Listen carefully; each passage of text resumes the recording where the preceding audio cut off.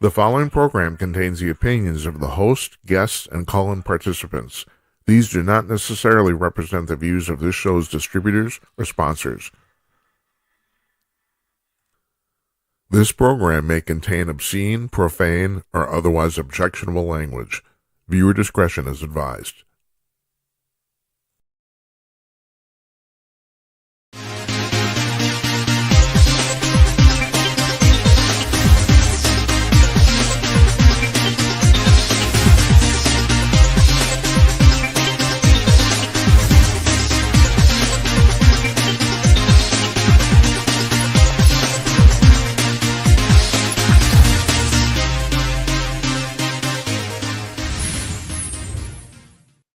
Hey, greetings from Minneapolis and coming to you cordless, everybody. It's Wednesday night, October 10th. It's Wednesday night, October 8th, 2025. It's 9:01 in the Eastern Time Zone and 6:01 in the Pacific Time Zone. And I am Jim Peters, and welcome to another edition of Jim Peters at Night. I'm sitting here looking at you, and you're watching this on your phone or something, or you're cooking dinner, or who knows what you're doing. You're underneath the covers. That's always what I imagine, but that's because I'm a pervert. And tonight's show, this is episode number 281. Mark your scorecards. There'll be a test. Maybe tomorrow. Tomorrow's our birthday show. I'm going to do my birthday show. My birthday's on Friday. We don't do shows on Friday. And this Friday, I'm taking off on a short vacation. For my birthday, I'm going to be 70. Christ. Whoever thought that would happen? Huh? At least I still have my hair. It's very floppy. I did wash it today. There used to be a guy, he hasn't done this for a while. Guy used to text me, send me a text message every time he thought my hair looked bad. Yeah. Okay. Our guest tonight is Jennifer Oliver O'Connell. She's a writer at RedState. She also runs the Substack asthegirlturns.com. She does that, and we're talking to her. And we pre-recorded this afternoon, and we're doing more and more of these pre-recordings because it's really weird. Since we started doing this show, we're having more and more problems with people connecting with their webcam, not less. And I don't know if that's because life is getting more complicated or the intertube is getting more clogged. I have no idea why. But anyway, we had the same problem today. I would have wasted your 5 minutes of your time trying to get her set up. And so, well, that's the primary reason we've been doing this. It does help us in other ways, but that's the primary reason we do it. So we tape them in the afternoon. Now, what happened if you haven't turned on the TV or the radio or checked your intertube sources in the last 2 hours? About 2 hours ago, the White House announced that they have reached a peace deal with Israel and Hamas regarding Gaza, and it's going to be it appears they're going to sign the treaty tomorrow. That's the way it looks, or the agreement, or whatever the hell you want to call it. I don't know officially what it's called. And Hamas will start sending over hostages, and Israel will start letting out prisoners. And so that's pretty amazing, actually. Of course, unfortunately, Donald Trump will never get the Peace Prize, the Nobel Peace Prize, ever, just because he's Donald Trump, and people have Trump derangement syndrome. I don't understand why, but this is actually pretty cool. And he arranged for this, so apparently it's going to work. So our congratulations to all those people. So Jennifer Oliver O'Connell is coming on in a few minutes. Tomorrow is my birthday show. The guest for tomorrow, the guest of record, is Tim Conaway, former executive editor of Hustler Magazine, our old friend. He's going to be our guest, but the phone lines are going to be open all night long. You can call in and wish me happy birthday and do whatever the hell you want to do and talk smack to me or something. I don't know. The number is 325-CALL-JIM. You can remember that. 325-CALL-JIM, 225-5546. You don't even have to be watching. You don't have to watch. Just call. Screw it. Matter of fact, this hasn't happened for a while, mostly because we haven't been on the phone very much lately, because we literally running out of time. We're doing too much stuff here. But and tonight's show might be a little shorter because I have a gym cast after the interview, but it's not. I don't think it's gonna be very long. So yeah, well, yeah. So I'm sitting here. I'm babbling. That's what I'm doing. I'm taking Monday and Tuesday of next week off. Like I said, I'm going on a little vacation. Wednesday, our old friend Larry Newman comes back. He's a Bigfoot investigator and bail bondsman. And there's stuff going on in the Bigfoot community. We'll talk to him about the Bigfoot sightings and stuff. On Thursday, William Jasper is going to be here, and he's the president of the John Birch Society. Now, we had Wayne Morrow on about a month ago, 6 weeks ago, maybe. I can't remember. It all blends together at this point. Uh, and he's the CEO of the John Birch Society.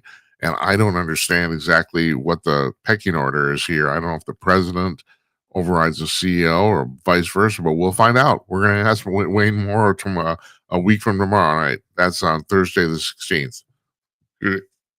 Pardon me. Yeah, and we're booking. We got the show booked out. So if it's all good, tomorrow night I'm going to make some major announcements about some additions we're making to this program, and I will preview them now. Specifically, we've started running shorts on TikTok and YouTube. We started a couple weeks ago, quietly to see what would happen, and it exploded. I'm actually I was told this would happen, and I'm still surprised it did. The viewership of the full show has gone up a little bit, but the shorts, man, thousands of people watch them. I'm just really astonished by this whole thing. So what we've decided to do, I'm the formal announcements tomorrow. I will repeat it, but what we've decided to do is we're not only posting shorts on TikTok and YouTube, we're also going to be posting the interviews standalone, so you don't have to watch the whole show to get to them, and also the Gymcast standalone too. We're gonna do that. So so you can watch the show piecemeal basically. So we're still doing the live show at 9 p.m. Eastern, Monday through Thursday. We're still gonna do this, but we're gonna post it that way. And it seems like that's the way people want to watch, and that's cool. I don't really care how you digest the information. You digest it. That's all I care about how you do it. So, and here's one thought I had before we go on and talk to Jennifer. The thing about this peace plan in Israel, Gaza. What will Queers for Palestine do now?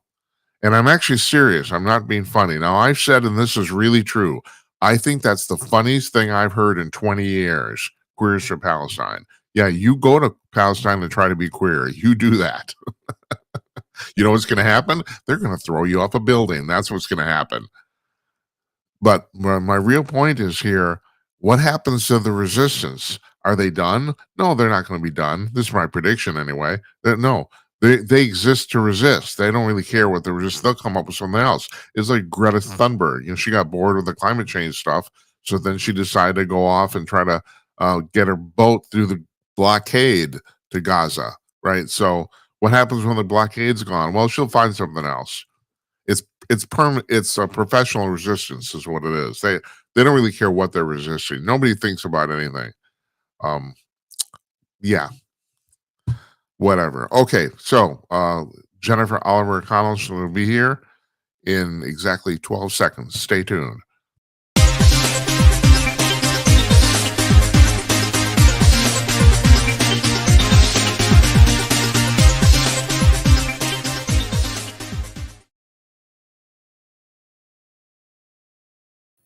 Joining us from her home in northern Alabama, her home office, Jennifer Oliver O'Connell of AvocetGirlTurns.com and RedState.com. Hi.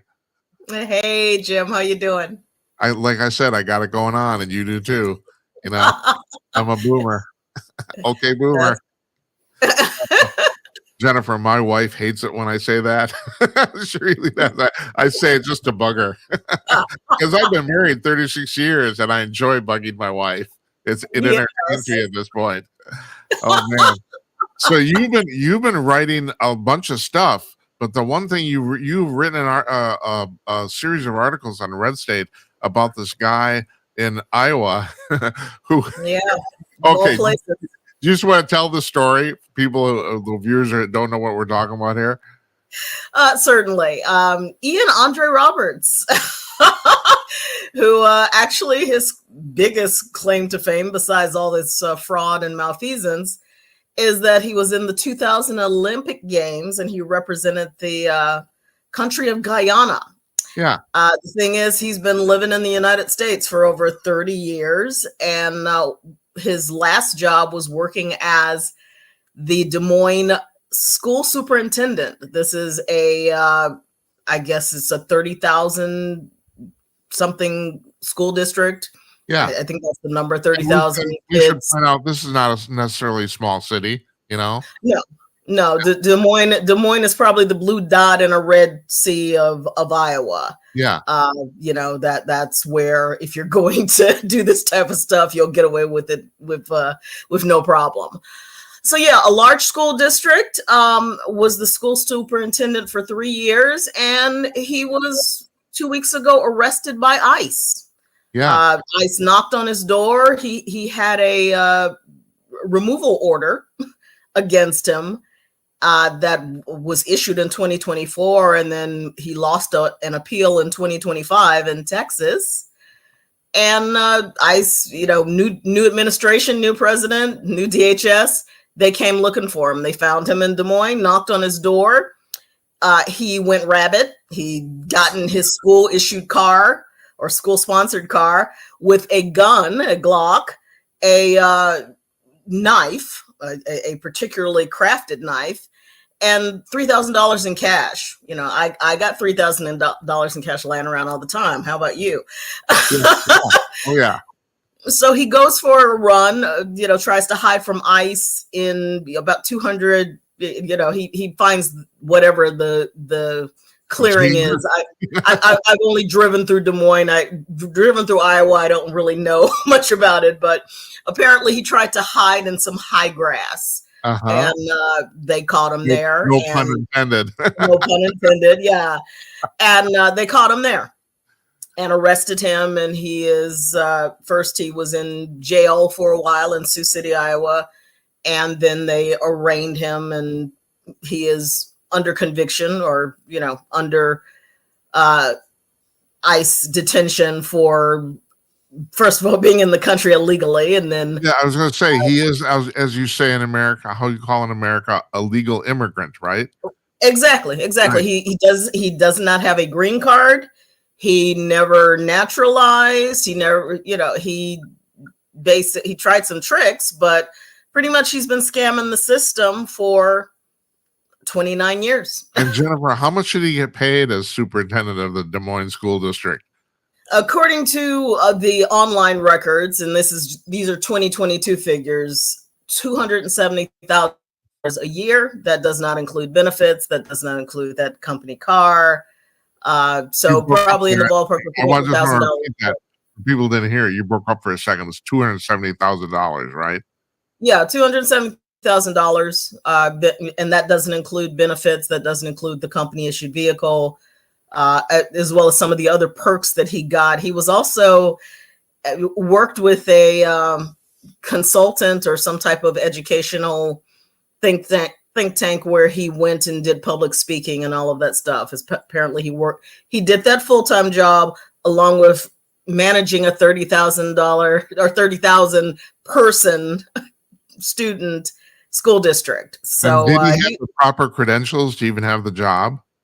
He did not. He went by Dr. Ian Roberts. He had never actually gotten his PhD. And really until about 21, and he had been going as doctor for quite some time, he finally got an educational credential.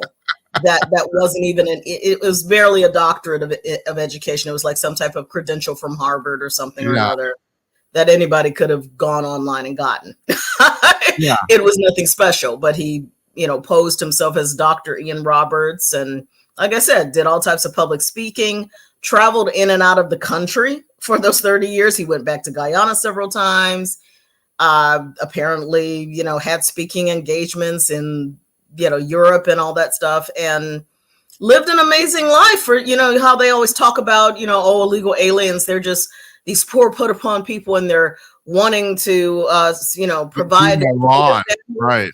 Right. And they live in the shadows. They're afraid to come out and become citizens because they live in the shadows. He wasn't in the shadows. He was all over television. If they haven't scrubbed it now, his YouTube appearances and news appearances are all over the place.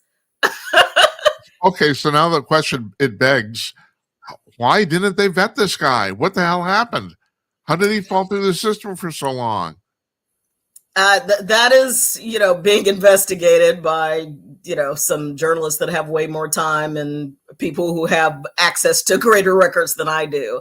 But Laura Powell is an attorney from California, actually. Got to know her on X through all the California stuff. And she's been doing some really great investigative work on this. And apparently they hired a company to vet him. And the company couldn't find anything and confirmed all of his records, blah, blah, blah. And so now both Des Moines, he was also in Millbrook, Pennsylvania, a smaller school district as a superintendent before he left to go over to Des Moines. And they also hired a company that didn't find anything wrong and all that stuff. And so both of these school districts are suing the companies for deceiving them. Because they're just idiots and they can't do any vetting on their own. So, Jennifer, I don't know if you know this. I don't know if this is true down south, but up here in the upper Midwest, you can make a shitload of money being a superintendent of even a small school district. $500,000 is not uncommon here. Yeah. It's not uncommon down here either, which makes it, as far as I'm concerned, the biggest racket in the world. Because you're an administrator. Nothing. It's like, why is the state of education so bad and you're paying these superintendents all this money?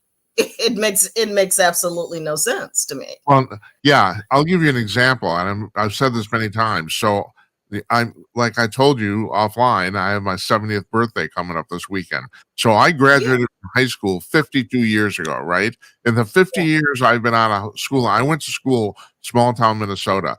In that period of time, the test scores have been going continually down for 50 years. And now, and even adjusted for inflation, it costs 4 times more money in the state of Minnesota to educate a kid than when I went to school. It's like, and what are we getting for it? Nothing. And indoctrinated kids who go out. Here's the kicker. Roberts is so beloved. It doesn't matter that he was deceived an entire group of people and children. These children walked when he was arrested and taken by ICE. These children decided, we're going to walk out of school and protest. And, you need to release Ian Roberts. So this is what kids are learning. They're learning, we don't need school. We'll just go out and protest because we don't like the way life happens. It's like, Jennifer, if I did that, I wouldn't be doing anything. I got something here that sounds like it's off topic, but actually it isn't. So Comey got arraigned today, James Comey, and there were a lot of people commented on the fact that there was very few protesters outside the courthouse, like only a couple dozen. But I'm thinking, we all know how this works now. The Democratic Party is paying people to protest. Like in this example of this guy here, do you have any idea like how often or how much this happens? The paid protesters, you mean? The paid protesters, it happens all the time. And they're well coordinated by these organizations like Indivisible, 50501. They are basically told, you go protest here, you do it here. We're going to organize, we're going to coordinate. They get the pre-printed signs. Not sure if Comey is on the agenda yet, but their energy is going toward Antifa and Portland and the ICE protests. So, thanks to USAID being disbanded and Act Blue being under scrutiny, I think maybe some of their finances are a little limited, maybe. Yeah. Jennifer, the reason I asked is because I was thinking, okay, Who in their right mind in New York City would go protest the fact that James Comey's being arranged? And in my mind, it would be zero. And then I'm thinking, well, somebody at some 501c3 in town is thinking, well, Comey's getting arranged today. Maybe we should send a couple dozen protesters. And that's what I'm thinking, because that's the number of people that showed up. And I'm thinking, well, God, are they all paid? It's like, are these 2 dozen people getting paid to do this? Because I don't think, especially at this point, I mean, no, there's no verdict, nothing. I mean, he was arraigned, big freaking deal. Is somebody, that's why that's what I was wondering. And you even commented earlier about what's going down in California. You also wrote another article about the fact that Newsom is suing the city of El Cajon because the mayor is basically defying his personal orders. Yeah. Right? Yeah. El Cajon, another red dot in what is now blue San Diego. And there's a few cities in San Diego that are still red, but San Diego City and a majority of the county has been overrun by the progressive left. And El Cajon they follow law and order. They're about keeping their citizens safe. And they also they can't stand Newsom. The majority of mayors cannot stand Newsom personally. They're not going to say that, but they hate the fact that he does nothing for the state. It's all about his progressive politics. And actually this Mayor Bill Wells, says that. It's just all about his progressive agenda. It has nothing to do with actually keeping citizens safe. The citizens of California voted in Prop 36, along with 40% for Trump. They voted in Prop 36, which basically overturned a ballot initiative 10 years ago that was Newsom's poster child that supposedly reduced felonies, and the Safer Schools Act is what it was dubbed. And that is what caused all the increase of crime, why you can go and rob a place and only steal $950 and get away with it. This is what caused the rampant influx of crime. And so the voters and business owners were just like, we're tired of this. Overturn this. They did with Prop 36. Newsom refuses to fund it. He's using the excuse that he has, we have a 12 million, budget deficit now. We can't fund it. Yet he can spend 300 million on this stupid redistricting initiative. So it just shows you where his priorities are, and mayors are sick and tired of it. So this Mayor Bill Wells, he, as most places do, collect license plate data coming in and out of his city, shares and coordinates with other cities, other mayors, and even other states with this information. Newsom's chief boy, Bonta, his AG, is saying, oh, well, President Trump can use this to target illegals. And, women coming into from Texas for an abortion, they can be targeted. This is just out of hand. You can't be doing this. The police department told him pound sand, and now they're suing him because they're saying, oh, you're in violation of a Senate bill saying you're not supposed to share your information with ICE and outside law enforcement.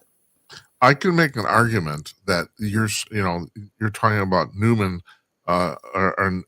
adhering to his progressive agenda. I'm starting to think really this guy only cares about himself. It's only really what will get him reelected. That's it. I don't think he has any other consideration for any other people whatsoever. He does not, and it's not reelection. He's termed out as California governor. The only place he has to go or wants to go is to be president of the United States. Yeah. And we have to stop that. You do not want that as president of the United States. No, but I will posit that I don't think the American public at large is quite as naive as the people in California. I mean, I'm astonished that it's not just that these people in California, they're incompetent. They keep getting reelected over and over again. That's the part I don't understand. It's like, really, can't you? All right, you're a Democrat. Choose a liberal that can do something. I mean, it's like, it's not just that they're Democrats, it's they're losers. Very true. And this recent interview by Katie Porter proves that greatly. All right, I'm going to just come straight out. This woman's a bitch. I mean, she's an incompetent bitch. That's all you can say about it. But she has a good possibility of winning. And again, that's the scary part. If Prop 50 passes, that gerrymandering initiative that Newsom is pushing, if people vote yes on that, then you're going to have yourself Katie Porter for governor of California. And you'll never have another Republican. You'll never have another decent election in California ever again.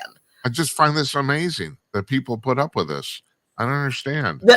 And the majority of them don't. That is what the elections are run by mail-in ballot. In fact, Jen Van Laar, my boss over at RedState, just wrote a piece about how someone got sent a mail-in ballot. They've been dead for 31 years. Oh, that's but they great. got sent a mail-in ballot. You get to vote.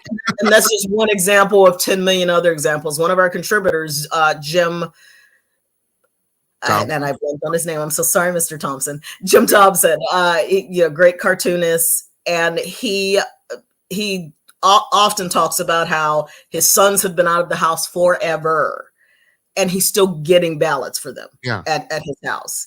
So this is just minor anecdotal examples, but imagine that over 39 million people. That it's going on. Jen, do you know if this is true? I actually don't. But Trump has said that we're the only major Western country that allows mail-in balloting. Is that true? It's true. Yeah. That's unbelievable. France is handwritten ballot, no machines. Right. Several other countries, same thing. We're the only fools, and I'm sorry, it's foolish, that allows this. It's not like in this day and age, it's hard to count anything by hand. No. So it's to keep relying on these machines to do this automatic thing. And here's what I don't understand. You have particularly in California, but also in Alabama, certain counties in Alabama, I'm like, why is this taking you so darn long to get me totals when you got the machines? I know. It shouldn't be taking this long. No. And you have all this machinery and technology, yet you can't give us answers immediately who won, who lost. There's something wrong there. 10, 12, 15 years ago, it was instant. And then all of a sudden, the population hasn't grown that big. It isn't. I don't know. I'm just a naive old man, I guess. So no. The Portland police, the bunch of Antifa people beat up this woman from the post millennium, and you said that basically she got charged with you said in colloquial terms her skirt was too short. Yeah, it's not just Katie Davis Court, even though she's been on the ground forever. My friend, she's a friend of mine, Shelley Boufarage, and she is an independent journalist, lifelong Oregonian, if I pronounce that correctly, lifelong Oregon citizen, has been covering Antifa since 2017. And doing the videos. She's gotten assaulted several times. The last time she was assaulted was in August, and they almost, knocked her head off. They kept kicking her in the head, two of these thugs, and she thankfully escaped. And there were no, permanent injuries. But it's scary, and two, the fact that the police targeted her and said, oh, well, she's just a counter protester. She's just complaining. We told them to do X, Y, Z, and they didn't follow our instructions. It's a total falsehood. She has videotape, and other people have videotape of her assault, of the way they target and assault other people on the ground. And it's not just people who are protesting. There's a whole apartment complex next to that ICE facility where the people are constantly harassed. They can't even enter and exit their own homes. And Shelley has documented that. So, it is the people on the ground and the journalists on the ground who need to be heard. I'm glad Sorter, whatever his name is, Nick Sorter, has, brought national attention to it. But it's journalists like Shelley who have done the job of putting it in front of the public and documenting it when the entire legacy press in Oregon and in the nation has been ignoring it or dismissing it. So the, I'm kind of aghast here. If the entire administration of the city of Portland is against is holding up this progressive charade, do you think there's any logic to actually just letting them wreck the city? I understand what Trump's trying to do. And the thing is, and I'll be perfectly blunt with you, I find the idea of National Guard's troops going into cities kind of distasteful, but I find even what the Antifa is doing way more distasteful. That's the thing. Yeah, so, I mean, look at what happened in 2020 to your town of Minneapolis. I have friends who now live a little bit further northeast than me. They escaped Minneapolis because their entire neighborhood was shot to hell. Right. In 2020, during that summer of love, during that George Floyd riots, where Trump was measured, and he asked excuse me for my French, dumbass Tim Walz, do you want me to send National Guard troops? And at the last minute, Tim Walz was like, yes, please. It's like you have people who are desperate for help, and you have elected leaders who have an agenda afoot. And so do you keep letting the people suffer? I appreciate, I'm not fond of the idea of troops all over the place either. Right. Yeah. But I also, having lived lived through the LA riots, lived someplace else, but still in California doing that whole summer of love thing. And it was disgusting to see. And you have police forces who are either totally inept and leaders who are totally inept, or who it's about their agenda. It's about them proving a point. It's not about public safety. It's not about keeping people safe. Otherwise, they would have never gotten it to the point that it is now. Right. So you have city councilors and you have a mayor in Portland who is basically co-signing Antifa and allowing them full reign. And I'm sorry, that is wrong. The people did not vote for that. And it's just against the law. It's unconscionable. They should not be allowed to keep doing that. And that needs to be exposed. And if Trump coming in and showing, look at what happens when you bring law and order, exposing that, then I give that a thumbs up. Yes, well, I do too. That's the way I feel too. I don't like the fact that troops are there, but I don't like what the other side's doing worse. And the interesting thing that what happened here in Minneapolis, this talking about misinformation. At the time, we were all told, and I bought this too, that Jacob Fry, or that the reason the National Guard did not come in sooner is because Jacob Fry, our young mayor, refused to ask for them.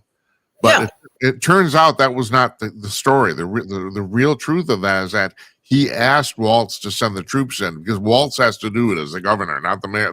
Exactly, and Walz is the one who hemmed and hawed until it started looking bad and getting bad, and then he finally said, "Okay, it was Walz who didn't want to do it." That's right. What happened, and we were misled here. And I find just that. The other thing is that what's going on in Portland, and what kind of happened here too. But it was 2020, so we kind of didn't know as much. They are trying through these protests, and this even gets back to the whole ICE thing too.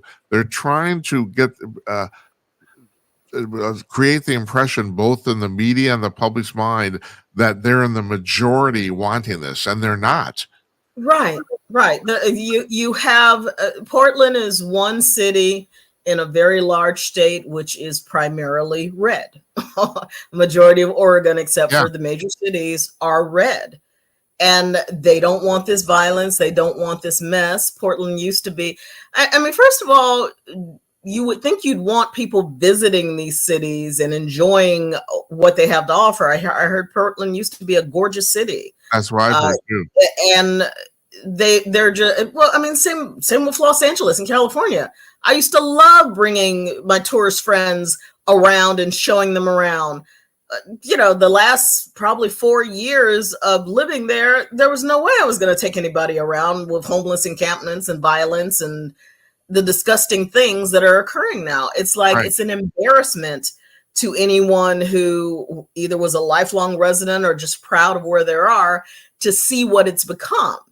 And what are they doing it for? In the name of what? Because you can't stand who's in the presidential, in the White House and who's going to get voted out in 4 years? It's insanity. It is. And It's insane. I hate the insanity of it. I hate the fact that, again, it's supposed to be about your citizens, not about your agenda. And with these people, it's all about their agenda. They want to keep chaos going. Look at how ably J.B. Pritzker sits up and lies, basically accusing Trump of what he's trying to do. It's like, that little man is definitely someone who's dangerous and needs to be voted out or yes, he's hilarious. I mean, divested. the guy's a trust fund baby. He's never accomplished anything of any substance his entire life. He's No. insanely rich because of who his parents are. That's it. Exactly. And his own family kicked him out of the business. So he's the black sheep. Politics. That's right. That's right. He went into politics because he had nothing else to do. They didn't leave him anything to do. It's unbelievable. And I want to dwell on this for just a second though. We're talking about the fact here that these people are crazy, but the thing is, I mean, it's easy to think when you use that term, we're saying irrational. I'm really starting to come to the conclusion that some of them are actually truly mentally ill. That we have, and I don't. Now, I had a guest on the show just a couple of nights ago, Nils Gravelius. He's a California himself. He has suggested that if you look at politics, all this insanity kind of started when weed was legalized, and I never thought about that. But he's got a point there. That we have. I don't know if you know this. This came out about a month ago. Gallup poll: 1/3 of Americans self-describe themselves as mentally ill. 1/3. And so you're wondering, it's like, what are people really crazy? I mean, it's like, what do you have any thoughts on this?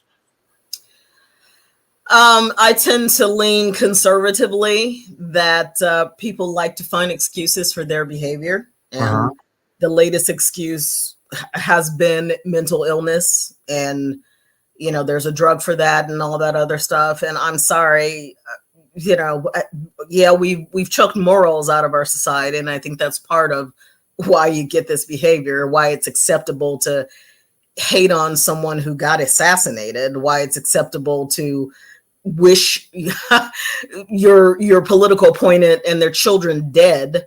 I mean, this shouldn't be acceptable, but it's acceptable, and it's acceptable because, again, we've lost our moral compass. So I'm going to rephrase this. Is this what you're saying, that you think it's a lack of personal responsibility?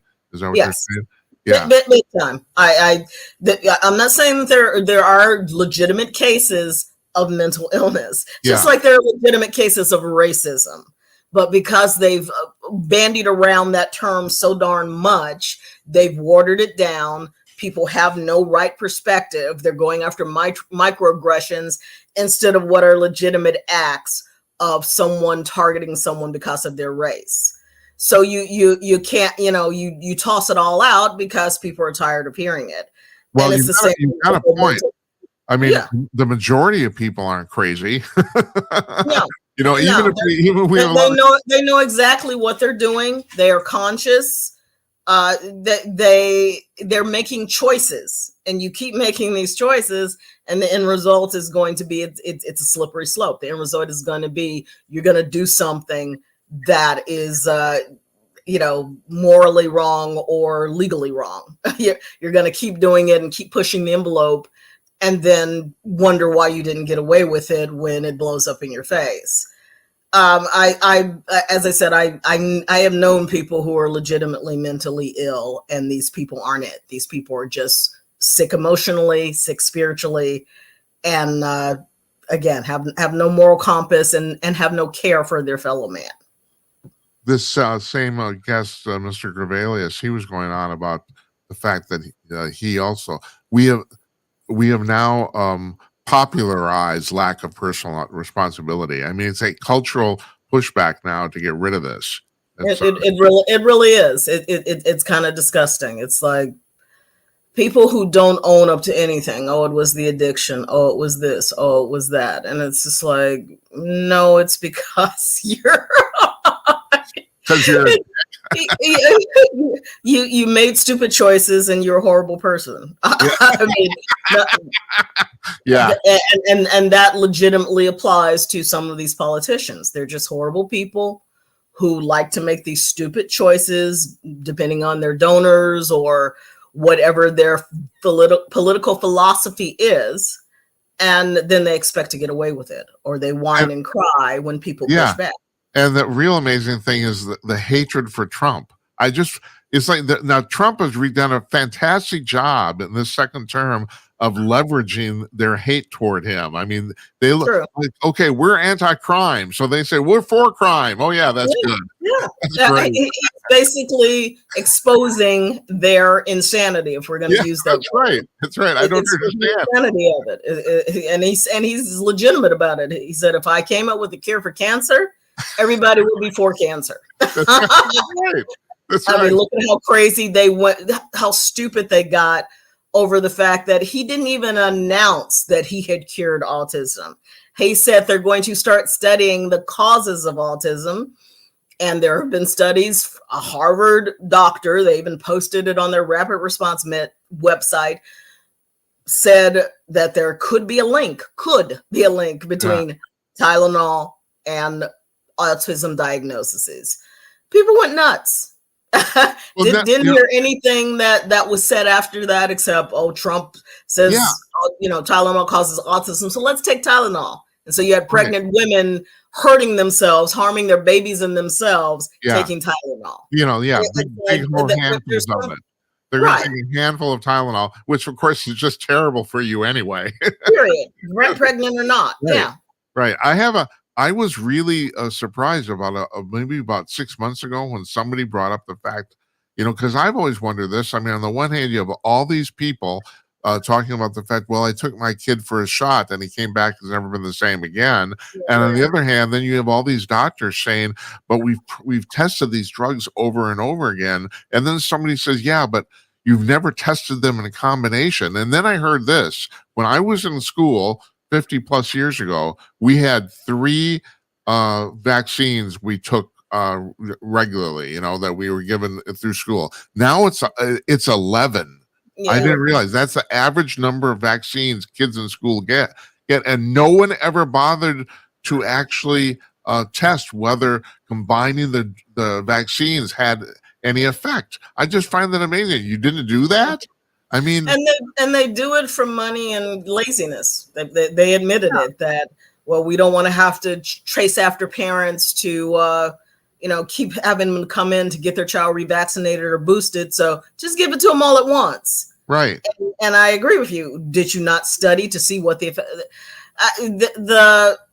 lack of clarity, again, moral clarity about how these things are done is just gobsmacking as far as I'm concerned. And if, and I've seen it in action in my own family and things like that. And it's just like, I have a hard time with people who earn so much money and got so much knowledge and do things that lack common sense and that are harmful, deliberately harmful. Yeah.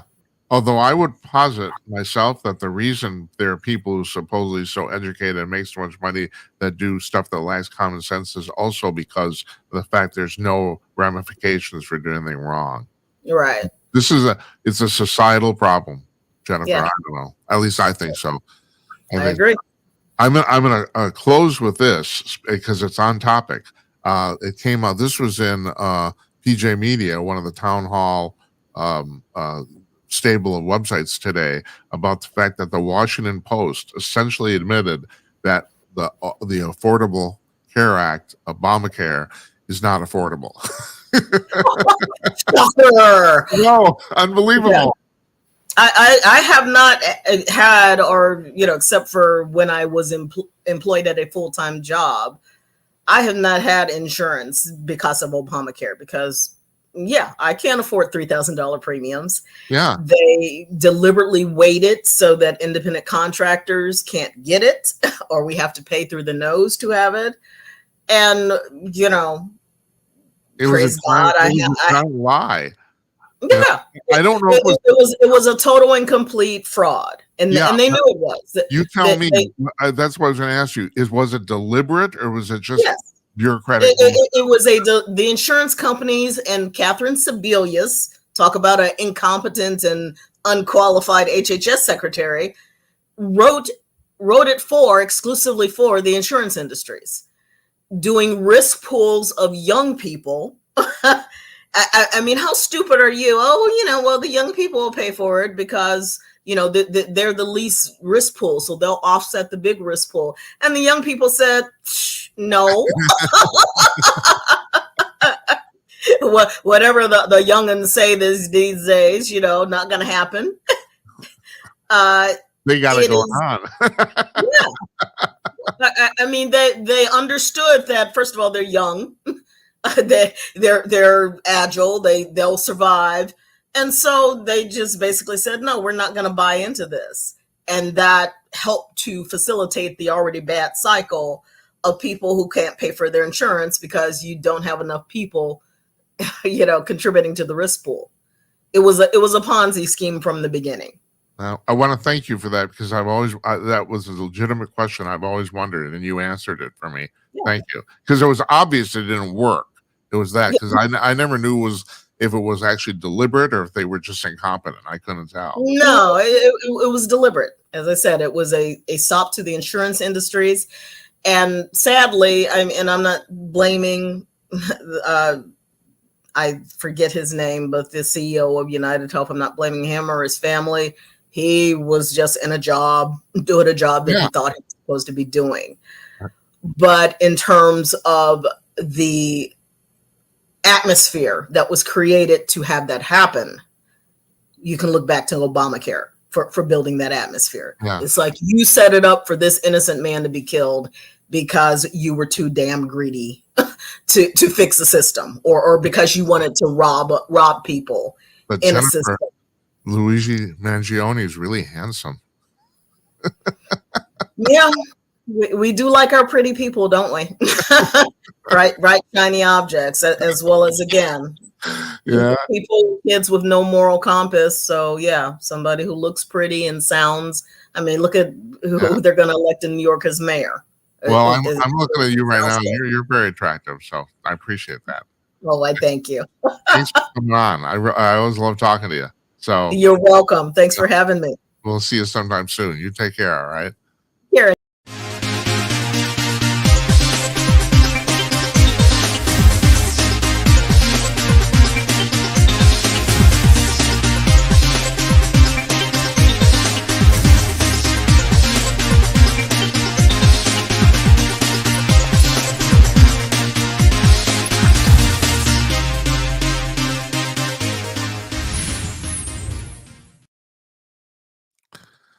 Hey, welcome to the Gymcast.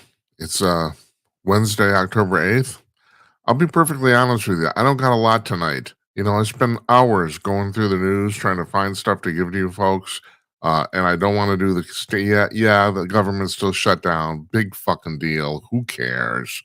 You know, the political news gets so boring to me after a while. I've been doing this for years. And, you know, I started out as a political commentator, and man, so what I try to do here is I'm trying to give you stuff in the news that you don't hear most other places, and usually involves, because it's my interest, I guess, it involves science or the paranormal or technology or something like that. Anything but politics, and also anything but gossip. I mean, if you watch this show at all over the last couple of years, you know, I don't really do gossip at all. That's for other people. I'm not saying that you're not interested in. Hell, occasionally even I am, you know, little gossip. I guess Taylor Swift's album apparently is, well, it's not going to tank because she's Taylor Swift, but people are saying it's not that good. Now, I studied music theory. I ain't going to tell you this. That was my big deal in college. I was a composition major. I was a music major. and I'm very, very adept at music theory, and most people don't even know what that is. Here's a case in point. The guy who invented Pandora, the basically the self-creating radio station music service, or was the first one, he supposedly made 157 pitches before he got any money. And that's because the entire Pandora algorithm was based on music theory, and nobody knew what the hell he was talking about. Nobody. It's like, I mean, I think there's probably less than 500 people on the planet who are experts in music theory. I'm one of them. I am. I just won't get into my credentials here, but here's the deal. You know, the thing is, I really admire Taylor Swift as a businesswoman, even as a performer. She's arguably the best arena performer who's ever lived. As far as like performing to 60, 80,000 people, nobody does it better. The songs, they're pretty shitty. And I was in the music business, and I remember hearing, 25 years ago, 20 years ago, about this 14-year-old girl in Nashville who was apparently a songwriting child prodigy. I still remember hearing about this. And I thought, well, God, that's pretty cool. I'm looking forward to hearing her music. And then a couple of years later, I actually did hear some of it. I thought, holy Christ, what are these people thinking of? This woman can't write. This is terrible. And I still think that. Well, so anyway, so there's gossip, If you want some gossip there, I just gave you some, but I generally don't do that. So I got a couple of things here tonight. We're not going to spend a lot of time talking because I'm not going to waste your time.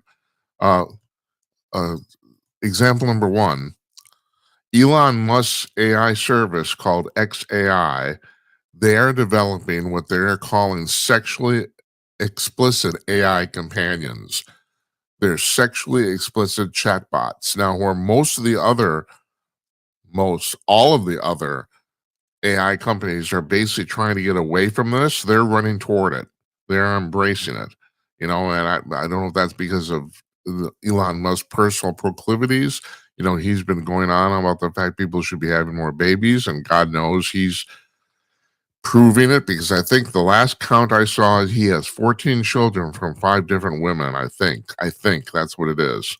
But at any rate, so they're called the two that they've already developed are called Annie and Valentine. Valentine's a man, and it's the male sex chatbot is more, shall we say, romantically oriented. I mean, it does go there, but it takes longer. Yeah, 'cause, like, I'm turning 70 tomorrow, right? But Annie, she's game. She's a slut. But they're actually embracing this. They're running toward the problem where everyone else is trying to avoid it. And so it'll be really interesting to see what happens there. Now, I suppose you can't fault the fact they're being upfront. It's like they're not trying to be coy here. So, no, we're not trying to encourage this, and then they actually are. Like Meta, right? So, I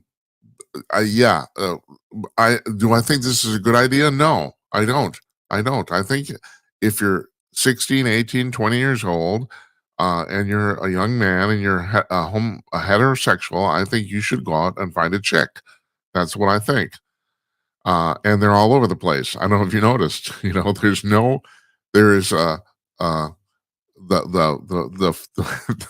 planet is teeming with genitalia. There, I said it. Put that in your pipe and smoke it. So I do not think this is a healthy development. Now, who did we have? We were talking to Nils Gravelius just last night, and he was talking about the same thing. It's like, this is people. People should be relating to other people, and it's not a real relationship. Now, Musk's point, and okay, taken, and the thing is, it's valid. I will grant that. He said, no, it's for people that can't or are not in a position to do that right now, to go out and find a real partner, and it's better than nothing. And maybe it is, but the problem is, I think it also, the fact that it's there and so readily available kind of like negates the fact that you don't necessarily, it becomes a kind of a vicious cycle, doesn't it? I don't know.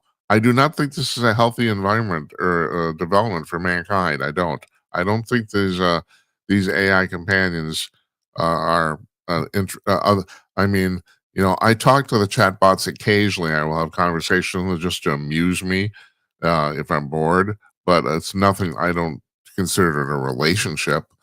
I just don't, you know. And now, meanwhile, this is an interesting story talking about people reproducing or not. There's several people now who've come out simultaneously. A couple different scientists have come out and say they think they have found proof of the fact there's alien DNA and human DNA.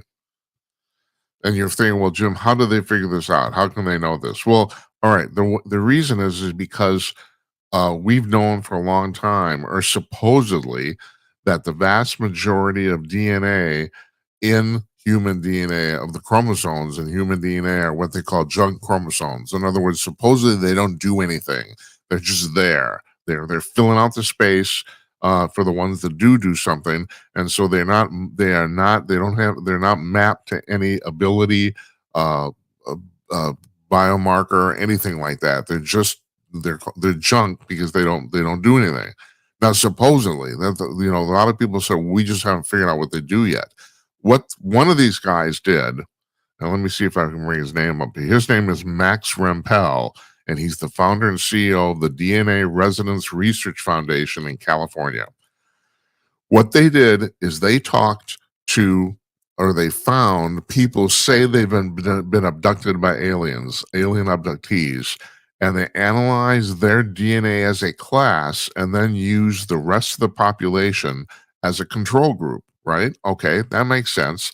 And what they found is that all of the people, or virtually all of them, most of the people who say they were abducted have certain biological DNA markers that um, the rest of the population lacks, and they say it's way beyond chance. Not to mention the fact this guy also says that it's the same markers. It's not just they find additional DNA markers; they find the same ones. And all these people that say they've been abducted, and another company has done this and came to the same conclusion.